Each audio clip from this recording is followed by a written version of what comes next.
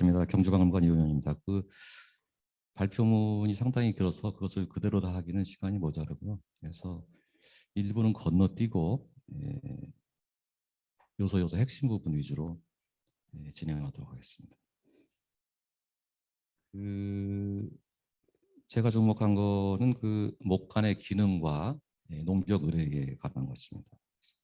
그래서 기본적으로 요점은 목간은 3단계 활용이 되어서 처음 1단계 때는 지역의 그 답하고 전의 결부수를 조사한 기록 문서고 2단계 때 추기 습서가 이루어지고 마지막 3단계 때 그것이 폐기된 다음에 제사의 그 봉업, 매납된 사이클을 가진다 이렇게 생각하겠습니다. 두 번째는 토지 문서인데 이 토지 문서는 기본적으로는 아마도 지역 단위, 촌 단위일 것이다. 거기에 내용은 각 그 지역별 토지에다 맨 마지막에 특수 목적의 토지를 기록한 것이다고 봤겠습니다. 그리고 외형적으로 74cm는 현존 최장인데요. 이것은 그 기존 선례를 볼 때에 다량 기록을 위한 고안 이런 실용적인 측면이 있고 2차 내지는 3차 때 이것이 그 제2의 그 쓰이도록 선택된 이유는 길고 그 안에 그 내용이 그 소출 한 해의 소출을 기록했기 때문이다 이렇게 파악을 했고요.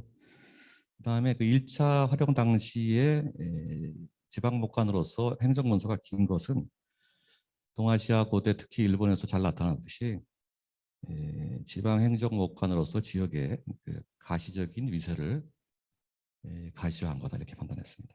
폐기 후에 추기하고 습서인데 이것은 단순한 그 습서에 지나지 않고 그 내용은 관인의 관심사, 주목 대상을 쓴 것이다 이렇게 판단했습니다. 네 번째, 제2의 소품으로서 활용이 되었는데 그것은 함께 수열에 봉헌된 다수의 유물들 과의 그 종합적인 사고에 의해서 그렇게 생각할 수 있을 것 같습니다. 마지막으로 이 제2의 성격은 토착신, 토지신에게 드린 것이고 기본적으로 염원했던 것은 농업의 성공 그리고 주민의 안녕이었다고 판단했습니다. 다음과 같은 순서에 의해서 진행하도록 하겠습니다. 판독문은 107페이지에 제시했습니다. 먼저 첫 번째의 그 답전 지목인데 보시는 바와 같이 생략서법을 활용하고 있어요. 그래서 답이 나온 뒤에는 반복해서 쓰지 않는 이것은 뭐 다 아시다시피 6세기 신라 금성문에서 초부터 말까지 관철되는 서법이 되겠습니다. 두 번째는 그 B면의 그 상전, 하전이 나오는 것인데요. 이것은 결론적으로는 저는 그 전의 등급으로 판단했습니다. 근거는 이것이 위치가 되려면 기본적으로 전자가 생략돼야 된다고 생각을 했고요. 그렇게 되면 이것이 끊는 것이 여기서 끊어져야 된다고 생각을 해요. 그래서 상이 붙게 되고 그 다음부터는 전자가 앞서 답의 법칙에 의해서 전부 생략이 돼야 되는데 그렇지 않고 전부 쓰여 있다는 것. 이것은 막 특별한 의미가 있기 때문에 썼다 이런 판단이 되겠고요. 마지막에 이 글자는 파자, 포자하고 비슷한 그 1획, 2획, 3획, 4획, 마지막 5획이 왼쪽이 위에서부터 내려오는 게 아니고 아래쪽에서 내려오는 독특한 글자로 판단했는데 결국에는 음차다 이렇게 판단했습니다. 받전자의 음차다 이렇게 판단을 했습니다. 근데 이것이 이제 그 촌락문서하고 비교할 때 차이점이 있게 되는데 반대로 촌락문서에서는 결부제 본연의 역할에 의해서 결부만 기록했는데 여기서는 특이하게 등급까지 기록한 것에 대한 설명입니다. 이것은 소출 단임에도 불구하고 이것을 기록해야 했던 것이 당시 일선에서의 관리 상황이었다 이렇게 해석할 수 있을 것 같고요. 혹은 시차적으로 볼 때 촌락문서의 단계에서 그 결부제가 안착된 단계의 앞선 그 과도기 혹은 미숙기 단계의 운영이다. 이렇게 생각할 수도 있겠고요. 마지막으로 이 시기에 이 지역만의 지역적 특성일 수도 있겠다. 이렇게 생각했습니다. 전을 미세하게 관리해야 했던 사정, 이렇게 상정이 가능할 것 같습니다. 아울러 등급으로 보지 않는 위치로 보는 것의 그 반박은 뭐냐면, 이것을 그 위치로 보게 된다면 공문 미진의 하전도 동시에 등장을 해야 돼요. 근데 그것은 등장하지 않고 있습니다. 다음에는 이것을 전제로 할 경우에 기존의 그 음차의 표기는 음차하고 훈차가 동일 사료 내에서 병존했던 사례는 그 7세기 혹은 8세기의 통일신라 시대 때 그 안압지 젓갈 목간이 있는데요. 그런 예를 6, 7세기까지만 소급해서 확인할 수 있다. 이렇게 인식할 수 있을 것 같습니다. 다음에 그 보감리 5호 목공과의 비교가 되겠습니다. 촐랑문서하고 편제가 거의 같죠. 그래서 사람이 나오고 마우가 나오고 그다음에 그 수전하고 전이 나오는 이런 패턴은 동일한데, 그 소월리 목관하고 비교해 보면 백제에서는 경작 환경이나 경이라 할지 맥이라 할지 경작 작물을 관칭한 데 비해서 소월리 신라에서는 등급을 전해서 이야기하고 있는, 그다음에 막 그 용어가 차이가 있는 것, 그다음에 단위가 차이가 있는 점에서 기재 방식하고 용어의 차이가 있을 뿐만 아니고 이것은 막 행정제도하고 당시 관련 문서 문화의 차이에서 비롯되는 것을 이 자료를 가지고 확실히 알 수 있습니다. 다음에는 그 소울리 목관으로 인해서 신라 문서 기록의 메커니즘을 알 수 있게 됐다는 점이 상당히 중요한데요.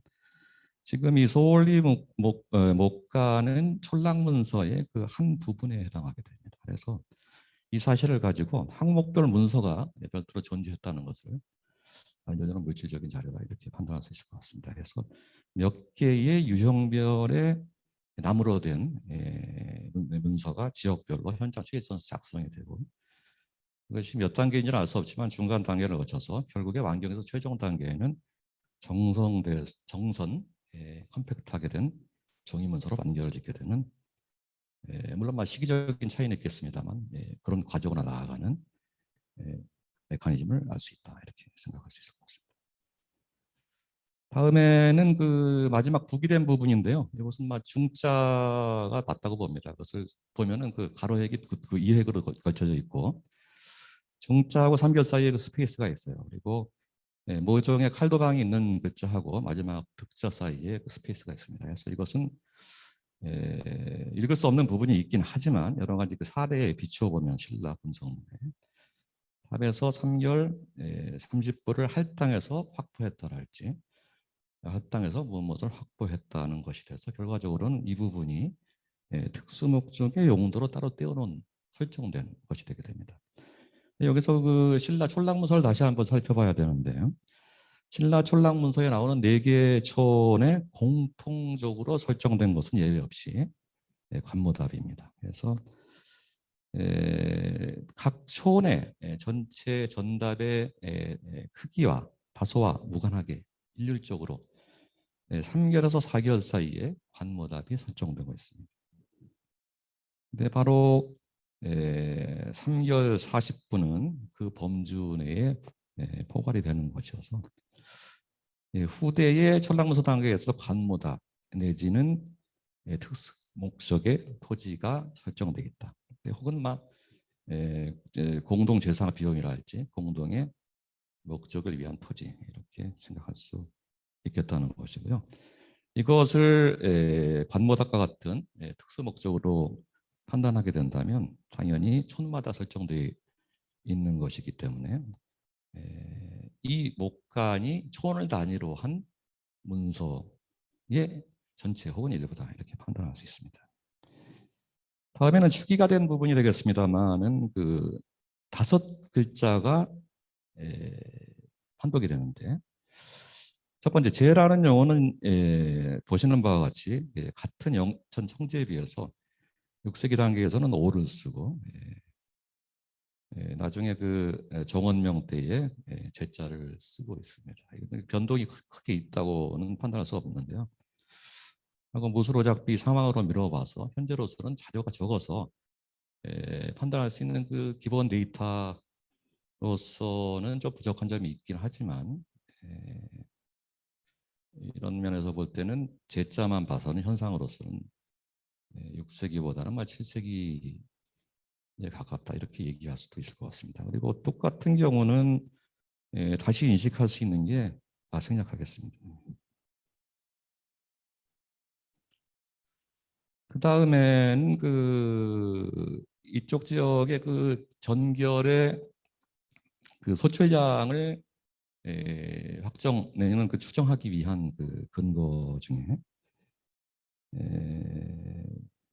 포층에 대한 지도가 되겠습니다. 그래서 현재 그 확인할 수 있는 것이 소원리를 판단하는데 중요한 모본 데이터는 그 영천 청제인데요.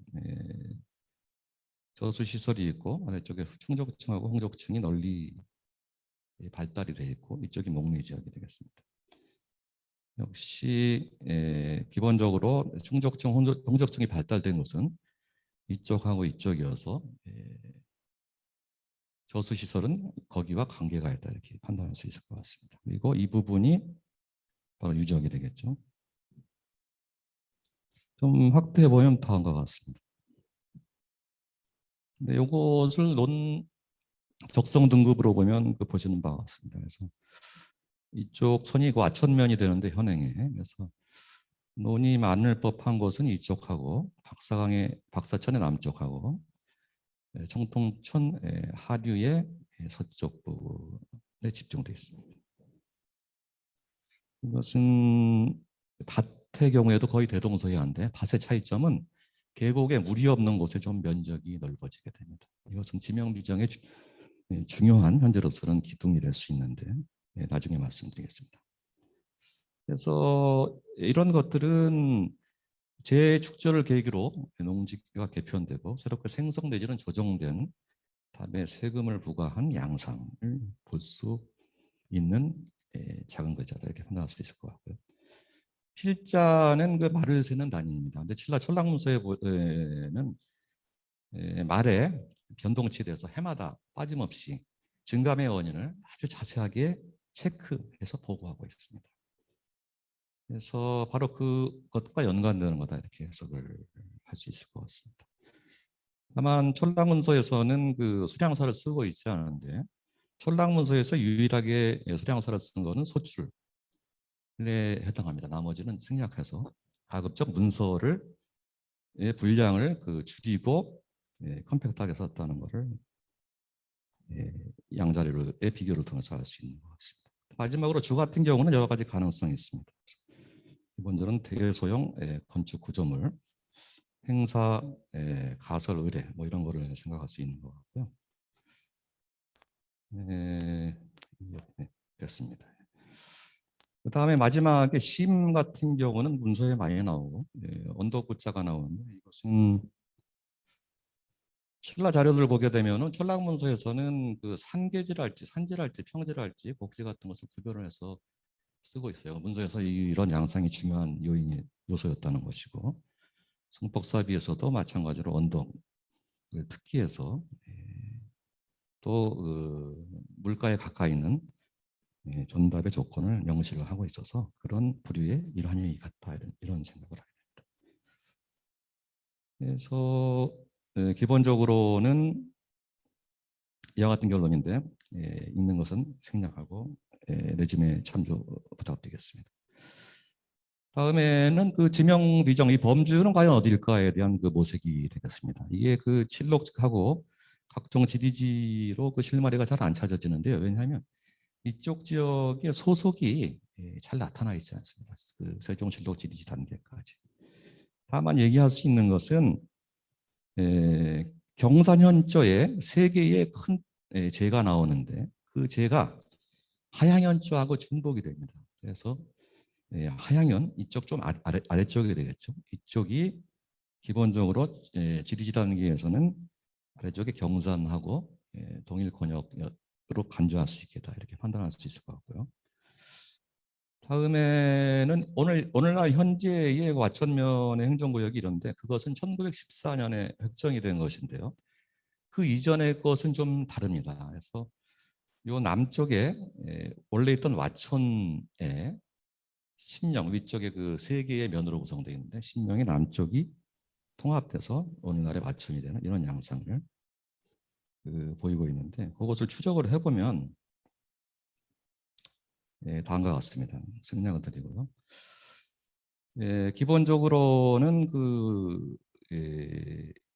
이 선을 경계로 해서 왼쪽이 구 신령, 오른쪽이 구 와천 이것이 합쳐져서 신 와천 이런 구성을 이루고 있습니다. 그런데 공교로운 것이 칸을 경계로 하지 않고 바로 유적지 지금 서울 유적이 나온 곳은 구신령 바로 아래쪽에 오늘날의 서울지 쪽하고 동강면 이쪽은 이쪽부터는 구 와천 이렇습니다.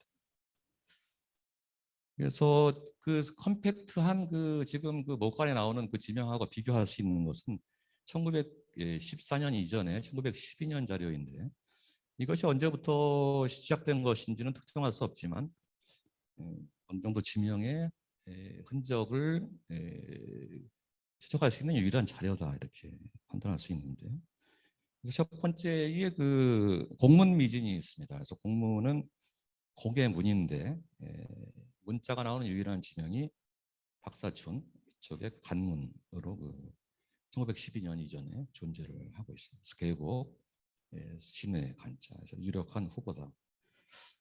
이것뿐만이 아니고 이쪽에 3결, 전 3결로 하는데 가장 비옥도가 높은 이적 내에서 전 적합 지역입니다.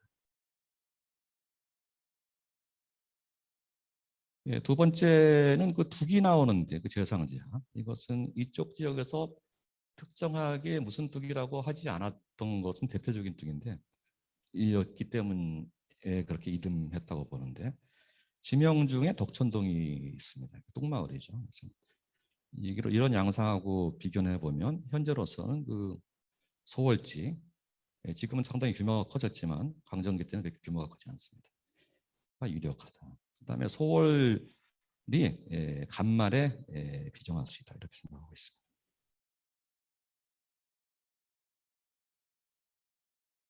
다음에는 하시지곡이 있는데요. 하곡동이 12년 이전에 남아 있었습니다. 그래서 지금 현재의 유적이 발굴된 곳에 남쪽에 자리 잡고 있습니다. 역시 논밭 적합도에서도 어느 정도 일치성을 보이고 있습니다. 또 하나는 사찰의 존재인데 유명한 사찰이 두 개가 있습니다. 전부 통일신라 시대 건데 불굴사에서 현재 유적지에서 8km 정도, 20km 정도인데 이것을 보게 되면은 문화권이 대체적으로 이런 문화권, 박사촌을 중심으로 설정되어 있다 이렇게 유추할 수 있을 것 같습니다. 다음에는 논밭 적합도인데요. 보시다시피 이런 유형을 보이고 있습니다. 그래서 대체적으로는 구신령면의 경우에는 현재의 범위가 대체적으로 일치를 하는 게 아닌가 그런 느낌을 받습니다. 결론입니다. 이렇게 세 군데에 비정을 할 수가 있는데 가장 규모가 큰 것, 답 7결, 7결은 설정할 수 있는 것이 이쪽하고 이쪽입니다. 둘 중에 어느 쪽이 될지는 모르겠지만 대체적으로 범위는 이런 범주 내에서 그 다음에 소월지가 중심이라면 약간 남쪽으로 더 어느 정도인지 확정할 수 없지만 설정을 할 수 있고 결론적으로는 박사천의 양안 그리고 청통천의 하류의 서안 내지는 양안을 중심으로 한 지역이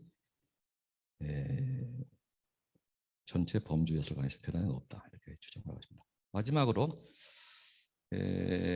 목간과 맨 앞 유물에 대한 고찰입니다. 이렇게 나와 있는데 이것은 전부 인터넷에서 긁어온 겁니다. 향후에는 연구원에 공식 요청을 할 예정인데,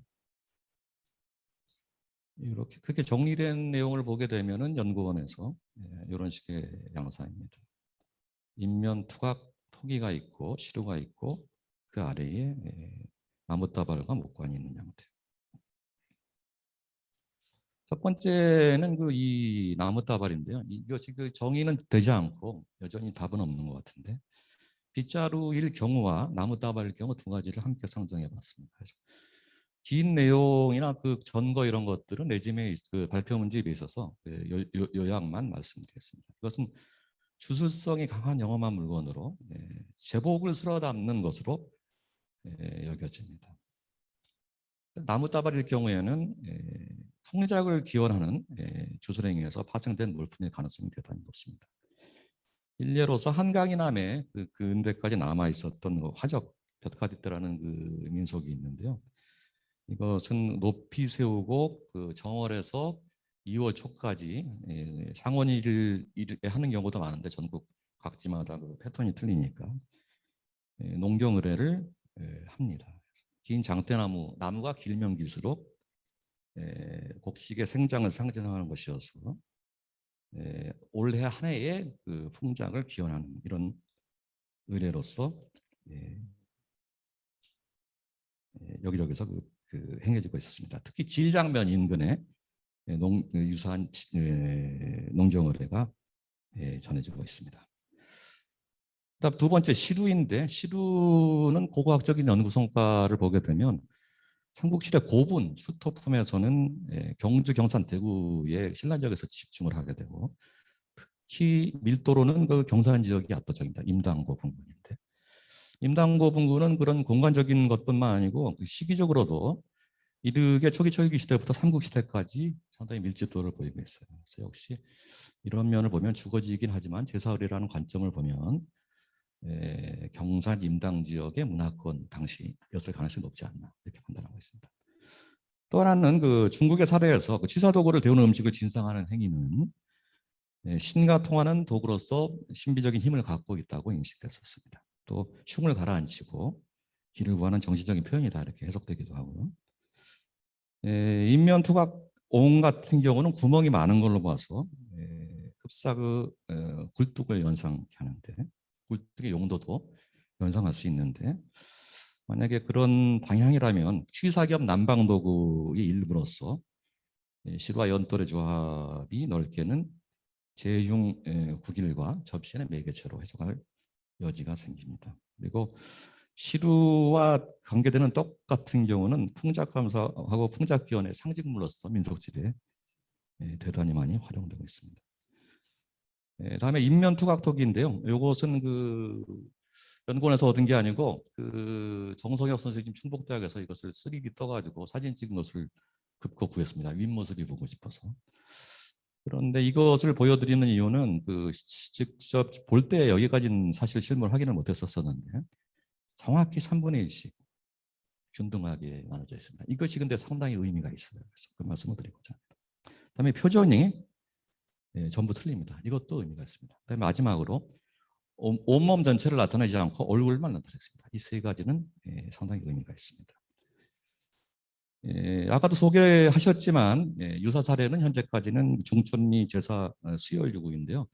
이것을 보고서에서는 그 삼국 통일신라 시대 이렇게 넓게 그 얘기를 하고 계시는 것 같고, 해안가 입지가 좀 많이 틀립니다. 지금 이 소월리하고는 해안가 강 바로 인접한 평지에 있고, 이것은 만약에 삭평이 돼서 전부 날아가 있는데 깨진 조각조각 깨진 형태로 이렇게 발굴이 돼서 공반 유물이 없어서 정확하게 파악을 하고 있지는 못하는 것 같습니다. 그래서 아마 연구 성과도 제가 확인한 바로는 아직까지는 없는 것 같고, 근데 다만 주변에 소뼈하고 말뼈가 나오는 걸로 해서 제사유구인 건 틀림없는 것 같습니다. 그래서 이것을 가지고 이것을 해석하는 그 근거 삼기 좀 어려운 것 같고요. 일본의 그 인면 목소 연구 성과를 좀 도입하기로 했는데 여러 가지 수많은 것 가운데 성격이 틀리고 의견도 전부 틀려서 그 중에 선별을 해야 되는데, 제가 그 뽑은 것은 지방의 거주지 유구에 주목을 했습니다. 그래서 그것에 대한 해석들은 병을 쫓기 위해서라 할지, 수신이라 할지, 그 조신이라 할지, 토착신이라 할지 뭐 이런 것들이 있는데 그것이 아마 후보가 될 것으로 좁혀봤습니다. 그 연구 성과 중에 그 얼굴 수가 규칙적이다. 일본의 사례에서 똑같죠. 3분의 1. 그다음에 얼굴을 서로 그릴 때 서로 같지 않게 그렸다. 그것도 똑같습니다. 전신이 아니고 얼굴만 그렸다. 이것도 같습니다. 그래서 이것은 뭐 원래 그 직관적으로 의뢰인인 것을 알 수 있지만 이런 여러 요소 면에서도 동아시아 공통의 의뢰 요소를 가지고 있다. 그런데 일본의 경우는 그 어떤 신이라고 규정할 수 있는 것이 묵서토기와 함께 글자가 나옵니다. 그래서 이거 어떤 대상으로 할 수 있다는 걸 알게 되는데 거기서 나오는 것이 조신과 국신, 토차스kin입니다. 하나 힌트가 될 수 있겠습니다.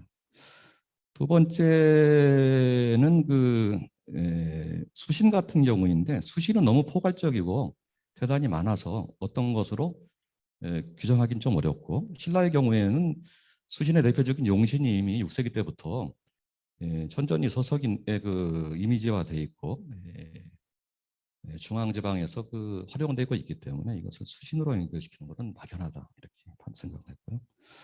따라서 결론적으로는 그 조신 내지는 토착신인데 유구의 양상으로 볼 때는 토착신의 가능성이 높다 이렇게 결론을 일단 잠정적으로 내렸습니다.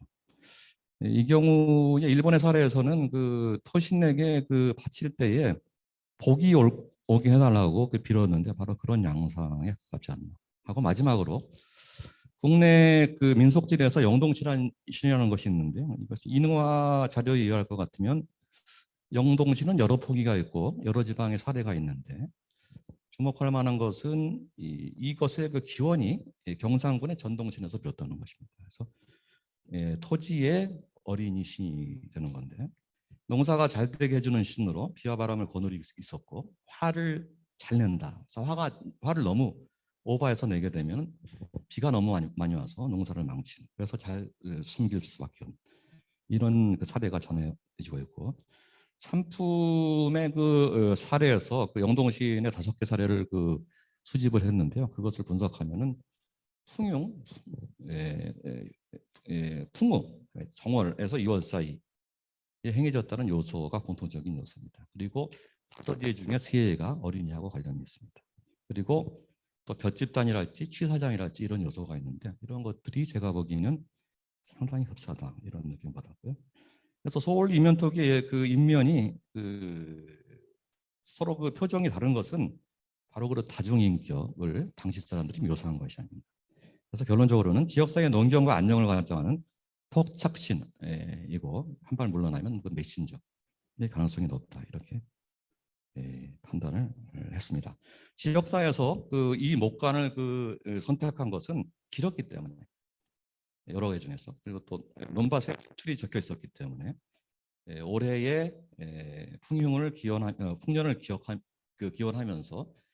소출을 바라는 그런 내용이라고 봅니다. 민족지적 사례에서 소개해드렸지만 행사가 끝나고 난 다음에 풍자 행사에서 봄인데도 불구하고 쌀 면마지기, 보리 면마지기 이런 행위를 한다고 하는데 그거 그 참조할 수 있을 것 같습니다. 마지막으로 문서가 여기에 들어가 있다는 것은 그 지역사회 토착 제사의 관의 그림자를 볼 수 있는 것이고요. 이미 불교가 공인된 이후지만 지역사회에서는 여전히 제례 신앙이 강력하게 존속했었다. 이렇게 얘기할 수 있을 것 같습니다. 감사합니다.